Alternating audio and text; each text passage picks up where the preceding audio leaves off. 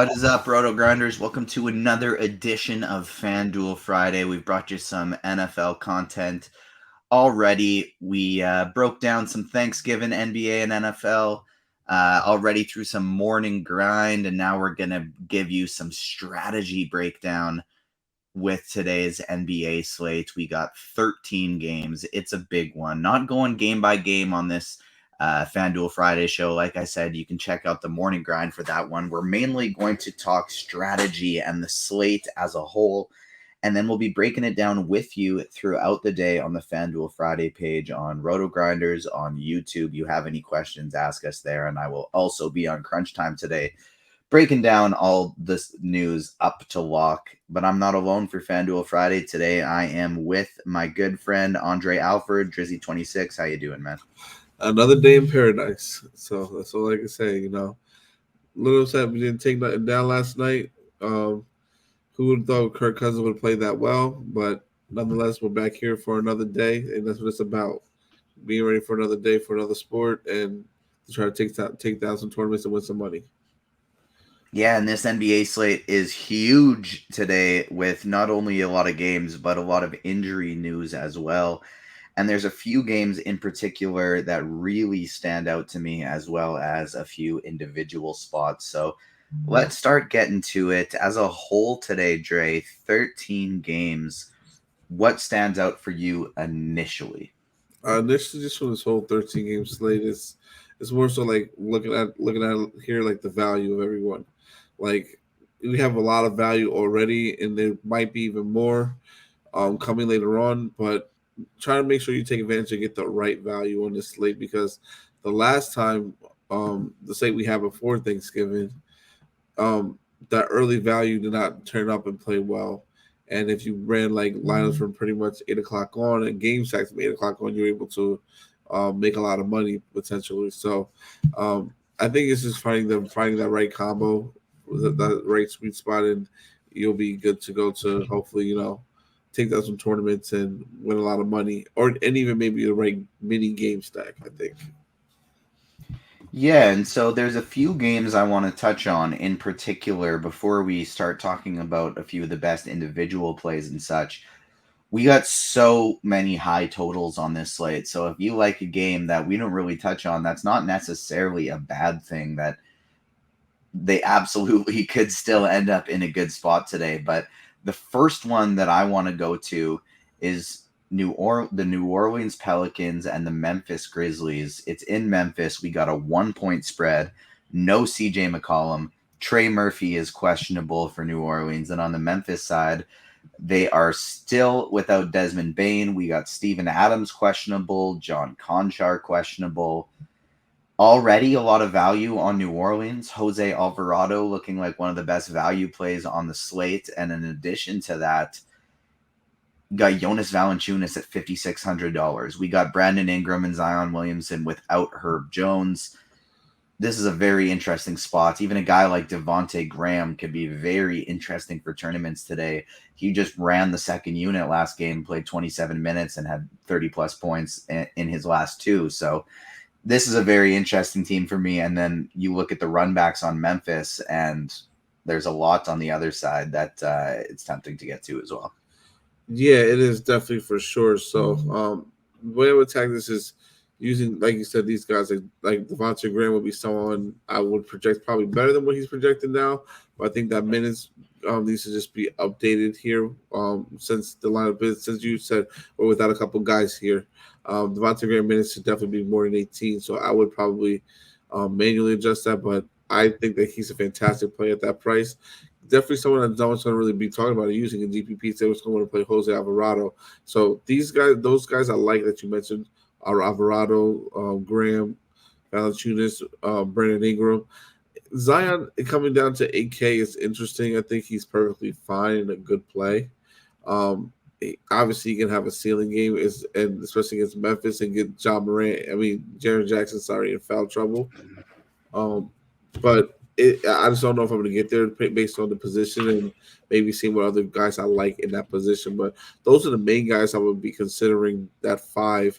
in GPPs today, especially with there being a big slate. I don't think you need to try to get like cute or anything or go with anything like crazy off the board. And then for Memphis, on Memphis side, I definitely just like I would I want to kind of use Steven Adams if he plays a little bit, just because it's Steven Adams and we know what he's capable of. And especially it's a big in there with Jonas Valanciunas, so he'll be needing to play a lot more minutes. And he is someone that is always that does his job really well, but can always have an upside game. As you see, last time he only played 12 minutes, but that was due to foul trouble that he had in that game, and didn't really get that fantasy point output that we normally accustomed to seeing from him, around like 30, 35 fantasy points and a double typically. But I think in this spot, he's definitely someone in tournaments I want to look at and have some interest in. John Moran is out, so Desmond Bain is out. no, Desmond Bain. Sorry, Desmond Bain is out. John Moran is a good play as well, but 10-1 with all the guard value, he's a way to get different. But like, if you're running him, I feel like you have to run a game stack, like because he's just 10-1. I'm running it back with other guys on the other side. 100%. Like this is a game that Morant I would get overweight to the field on if I was running a lot of lineups. I'd get double or triple. Same with Zion, same with Ingram. If I'm playing one lineup, I don't know if they get there, but if I'm playing 150, I want to get to a lot of these guys. If Steven Adams plays, he actually interests me less than Jonas Valanciunas. I just think Jonas has a bigger ceiling at similar price points. But then if Adams is out, I actually don't want to play Jonas because I kind of feel like he's probably not going to get all that many minutes. I would be a lot more interested in somebody like a Larry Nance because I feel like he's the one that ends up closing at the 5 in that situation. And then it would give me additional interest in somebody like I think it would make Brandon Clark one of the better mid-range value plays on the slate if Steven Adams is out. But with Conchar questionable as well, it also makes guys like Tyus Jones, even maybe somebody like I don't think you can play a Jake LaRivia or anything like that just because he's not a good enough point per minute producer. But all of these guys become very interesting in tournaments, especially if Adams and Conchar are out because they're just going to be forced to play even more minutes. Guys like Brooks, like Clark, even Morant and Tyus Jones will get boosts with those guys out. And then on the New Orleans side, all of these guys are just people I'm interested in getting over the field on in tournaments just because Brandon Ingram sub 10%, Zion Williamson sub 5%. Those are huge ceilings that I want to take advantage of.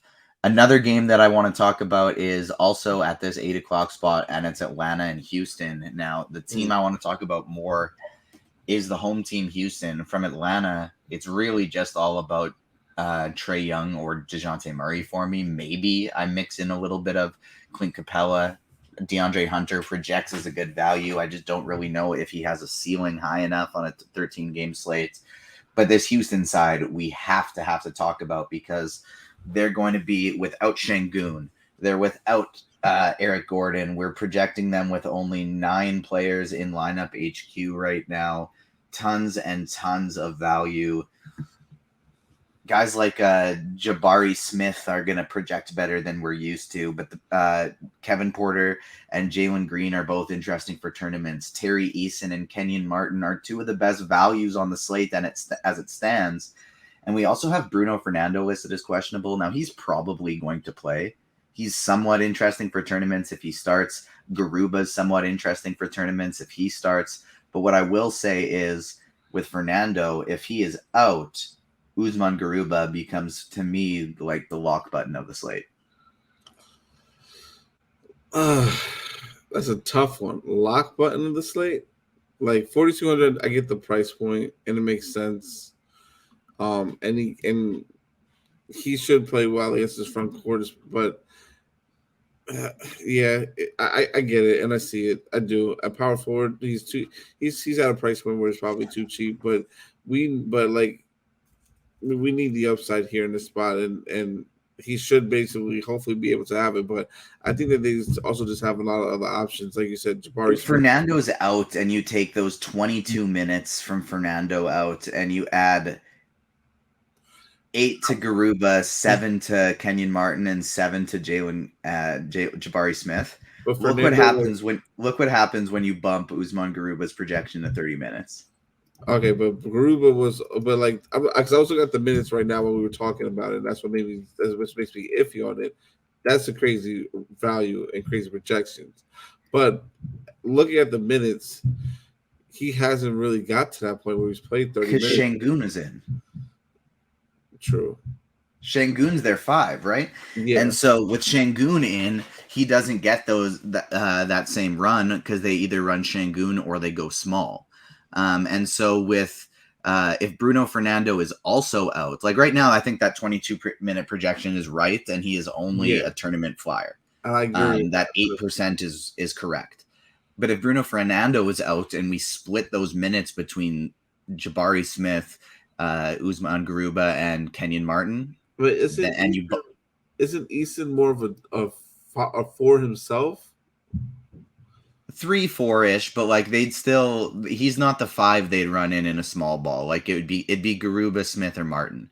Okay. And so Garuba, like I think 8 of those minutes of Fernando's is still pretty mild of a projection in that case, and I think he becomes the best value. So he'd be basically a lock button for me if Fernando's out, but I don't think we got to talk about that for too long because Fernando is likely going to be in, which just makes whichever one starts a interesting tournament play, and the backup somewhat interesting as well because they don't have all that many bodies today.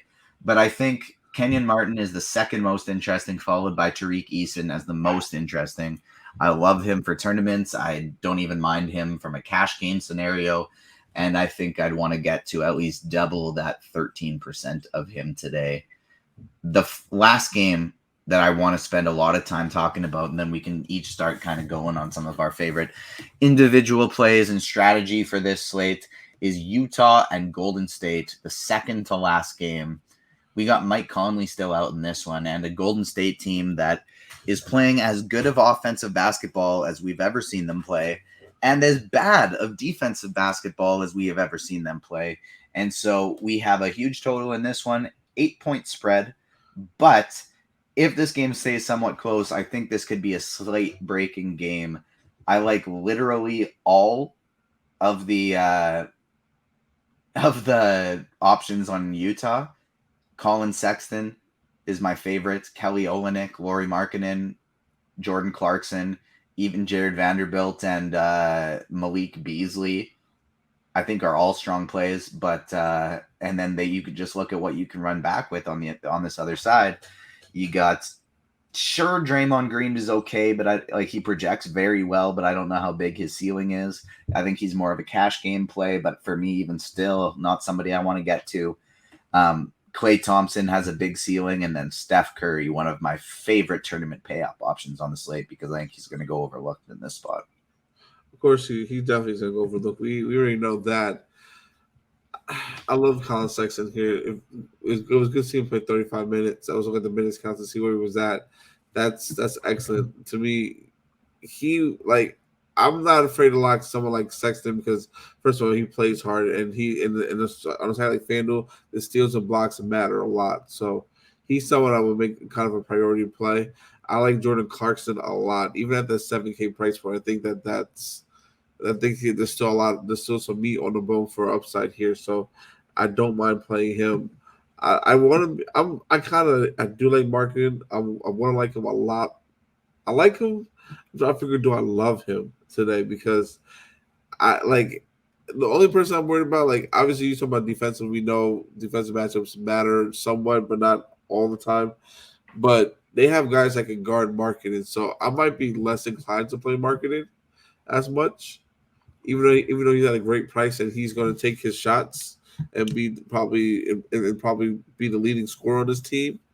I do like. I would probably go with a guy more like Kelly Olynyk, which obviously is getting the ownership rightfully so, especially with all the bodies that they have out. So I like Kelly more than marketing today, and that's a rare thing for me, I would say, but it's only just because of a situational thing. Maybe I'm overthinking it.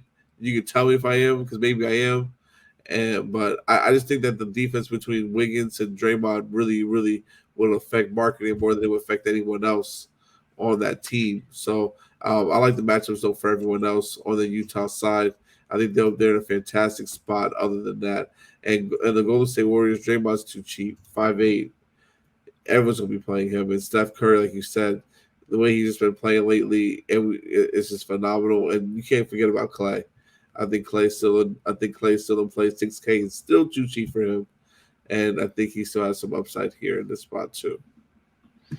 I want to give you a counterpoint on the Markkanen and Kelly Olynyk situation. This Draymond Green is not the Draymond Green we've seen in the past in terms of defense. He's still a good defender, but taken a bit of a step back, and it's one of the reasons why this Golden State team has been so terrible on defense this year. I think Draymond makes for a great cash game play. Like I said, in tournaments, I'd want to get underweight just because I don't know if he's got the 40 to 50 point ceiling. Like, I don't know if he's even had a game over 40 fantasy points this year on FanDuel. He's a good bet. He's a good bet to 5-6x, but I don't know if he's got anything more than that in him.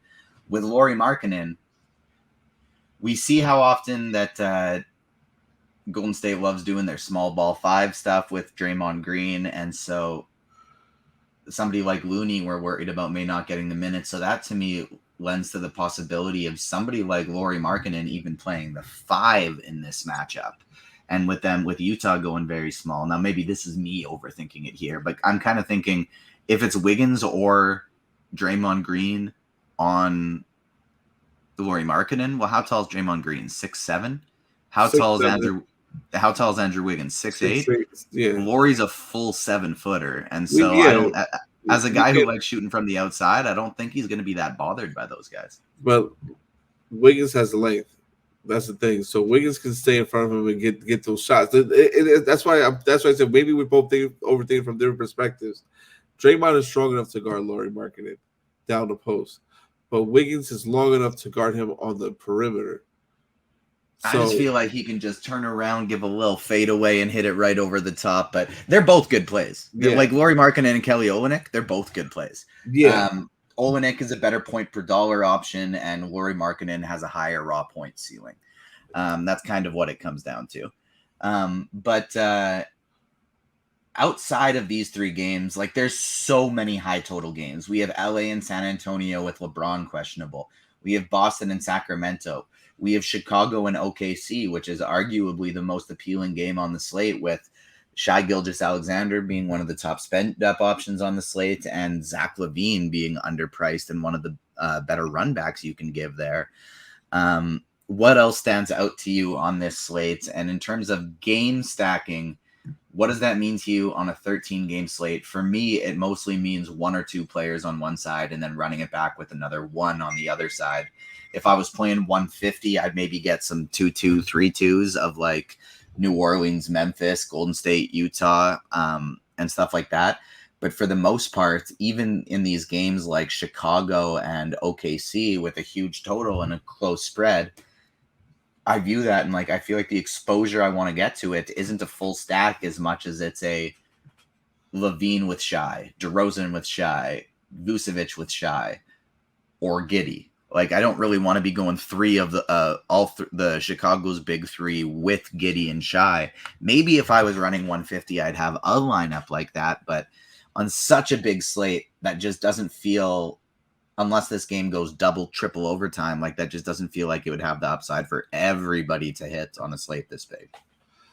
Yeah, it definitely doesn't. So like 3-2 is the way I like a 3-1 would be the way I go. The most I would go, or 3-2 sometimes. I'll maybe sprinkle that in a little bit here and there, but most times it'll be like a 2-1 stack on each side, depending on how fast the game are, what the projections are, what I have in my player pool, and how the players fit together with each other.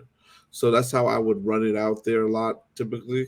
I'm just trying to see like what guys do I like from different positions, and trying to make sure I have the guys that are attacking the opponent's weaknesses. Like for instance, Brooklyn, base against Brooklyn, Miles Turner, even at 7.7K, I would still probably pay that price for him because I know he should still be able to dominate down low against Brooklyn. So he would be someone I have some interest in for sure. And I know it's going to really be on a lot, pretty much. So I like Miles Turner is one of my favorite yes. tournament plays on the entire slate. You look at the other side of that game, and I do like Swift in this one. I don't know why I always call um, Nick Claxton Swift. I like for some reason Nick Claxton. And do you remember Stromile Swift? Miles Swift. That's what I thought about when you said it. For some reason, Nick Claxton exists in my brain as Stromile Swift. Like, I don't know why those two are connected, but it's a big connection in my head. I used to play a lot of 2K and throw lobs to Stromile Swift. Both the bigs in this game I love for tournaments. Claxton and Miles Turner. In Indiana plays big, so we should see a lot of Claxton in this one as long as he stays out of foul trouble. Yeah. And because of that, like Miles Turner should be blocking a lot of shots tonight. So like, don't get me wrong, I like Tyrese Halliburton as well. I don't even hate the idea of taking shots on Kevin Durant and or Kyrie Irving in tournaments, but my favorite from this game are the bigs, Nick Claxton and Miles Turner. I think they're two of the top tournament plays on the slate. Yes, I agree. And then also this Washington value is important too. They're playing Miami again. So that kind of is a big deal. We want to know what we want to do with that type of situation. Porzingis would still be in play for me. So would Kuzma. And I do also like Denny Avdia. We saw him play. I think he played pretty well against the Miami last time. So he's someone that I think we have to consider and look at this game a little bit more closer too. Because Jimmy Butler is still out. Bam is back. Tyler Hero's not going to play the way he played last time either as well. And he's going to get I think, a little bit lost on this slate as well. So if he plays, he's questionable right now again, but I'm assuming he will. He can have this upside game. 7-2, I think, without Jimmy Butler. I know we got Kyle Lowry there, and Kyle Lowry's been playing well, but Tyler can still have an upside game and spike and play really well here in this spot. So guys like that, I would look for to have interest in that are different from different spots that no one's going to probably be on and look at it in a way. So the Sacramento game against Boston really interests me a lot from a standpoint of going with like a Jason Tatum. One thing quick I want to touch on still with that Miami-Washington game is that is one that I'll touch on a lot more on crunch time today because we have so many Q tags on that one. And if Beal, Morris, Hachimura all play, this entire Washington side is just an X for me. I'll be going XXXXX on every single one of those guys. Is he ruled out already? Sorry? Isn't Beal ruled out already? They're questionable on my lineup HQ right now. Yeah, he's questionable, but he was limited in shoot around. But I doubt if he plays. So like if these guys all play, it's X's across the board for me. But if they're out, like you said, Porzingis, Kuzma, Avdia, Jordan Goodwin, Corey Kispert, all of these guys are potential values. On the Miami side, it's a very similar situation. If Harrow, Strus, Vincent, and Dedmon are all in, I'll mix in some Adebayo and I'll mix in some Harrow, but that's about it for me. But if Harrow, Strus, Vincent, Dedmon all out, all of a sudden we're looking at Nikola Jovic, Kyle Lowry, Haywood Highsmith, Jamal Cain, all as very good, interesting plays. Caleb Martin would be fine for me, but I think now that he's over 5K, I don't know how big of a ceiling he has. But this is a game that's a potential cross off the board almost for me. Or if we get all of these rule outs, then it could become very, very interesting. So that's when we'll touch on more about crunch time. And then, sorry, I cut you off there. Talk to me about Sacramento and Boston. For me personally, I think De'Aaron Fox is very interesting on the Sacramento side for tournaments. One of those 0 to 5%ers that can win you a tournament if he goes off, pairing him alongside Jason Tatum or Jaylen Brown, who I think are both great plays as well. Yeah, that's pretty much all I was going to say. I don't mind Horford as well either. Playing down low against Sabonis. Sabonis is also it's a good run back too. So I'll just say that game is really interesting. I love those spots for those guys that are going to be low owned. So because they're a little bit priced up, so I would play those guys a lot. And I don't want to also forget about these Philly guys. Not that I know it's 7-9, but and I'm looking at the guys around him. Like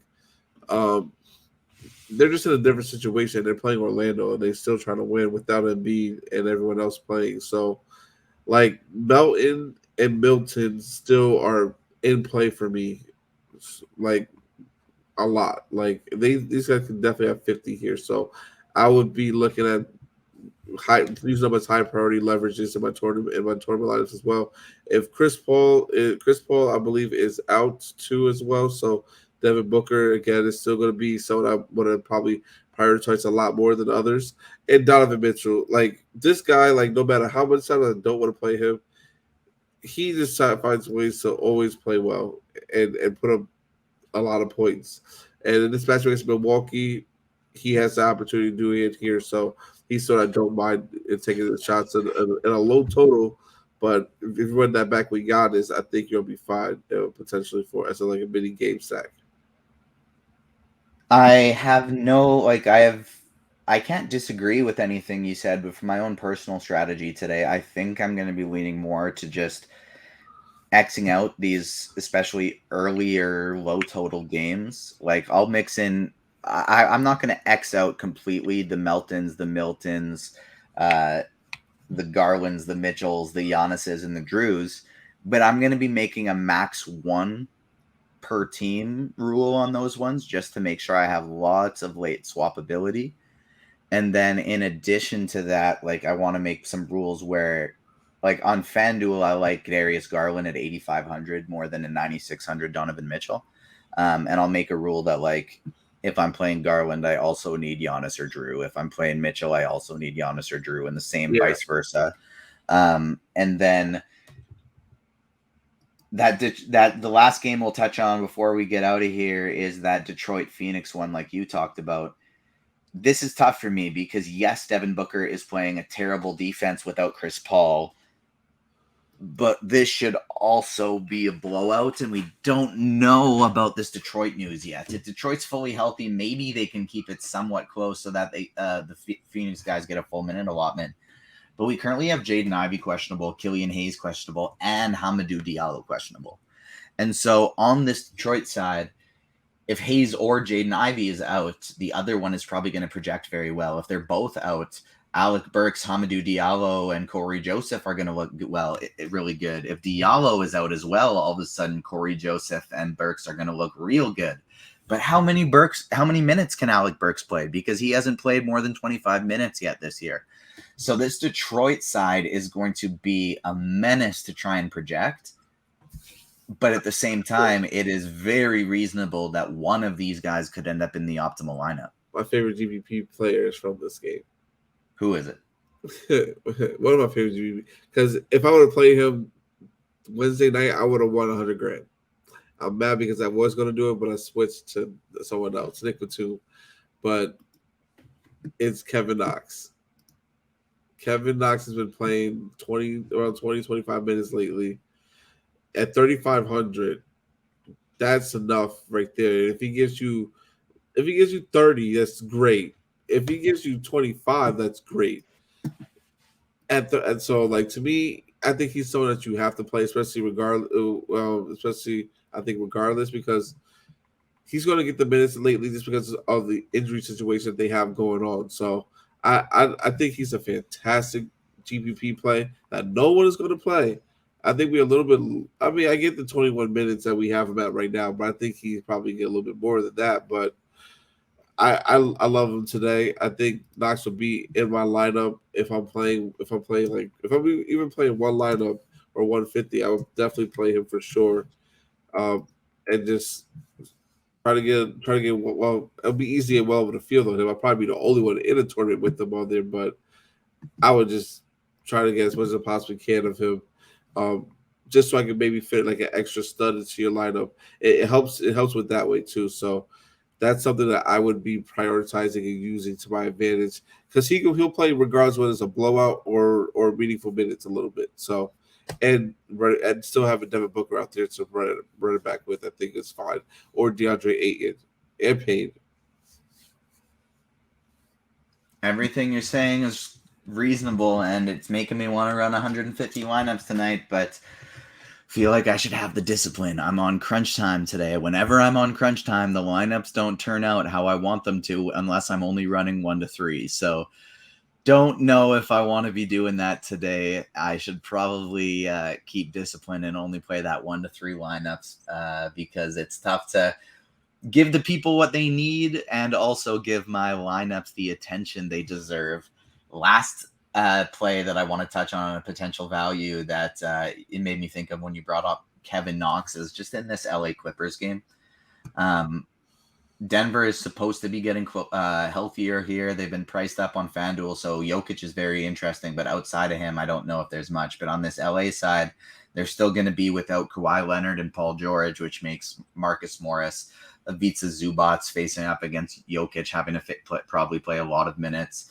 Powell, Reggie Jackson, all of them interesting. And then Amir Coffey, if he starts again and plays 30-plus minutes, he's going to be a very interesting value play as well in this potential late night hammer spot. So that's someone that, say, maybe you want to get heavily overweight on Kevin Knox, get a ton of him today.